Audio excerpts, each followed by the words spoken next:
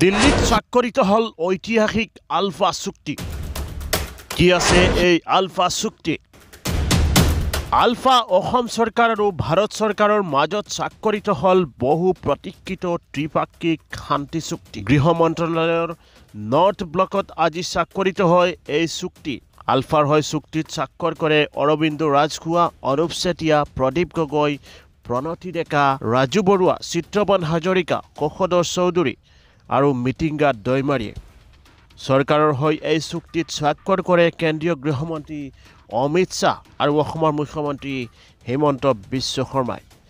কি আছে এই আলফা চুক্তি জানোৱা হওক 1.5 লাখ কোটি টকাৰ প্ৰকল্পত অনুমোদন কেন্দ্ৰৰ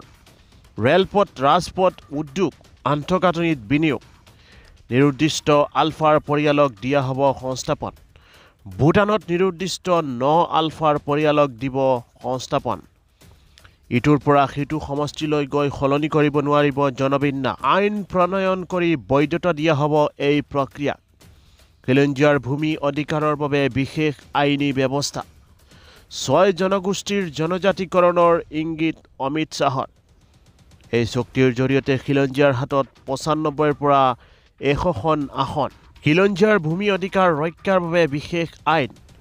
ষষ্ঠ অনুসূচীৰ প্ৰায় ভূমি সম্পৰ্কীয় দাবী ৰূপায়ণ জনগোষ্ঠীয় নেতাক চাহে কলে এইবাৰ তোমালোকৰ পাল বিশেষ উন্নয়ন প্ৰকল্পৰ বাবে 5,000 কোটি টকা এই প্ৰকল্পত আছে গুৱাহাটী IIM লগতে আছে school of planning and architecture অসমত স্থাপন হ'ব IISER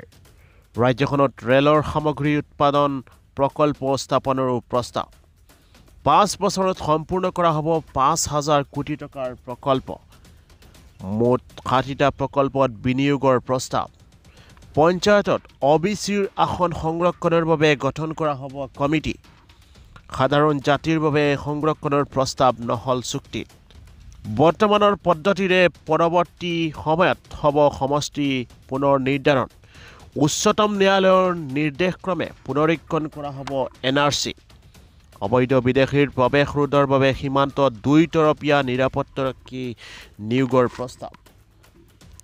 ভূমিৰ তথ্য ডিজিটেলাইজ কৰা হ'ব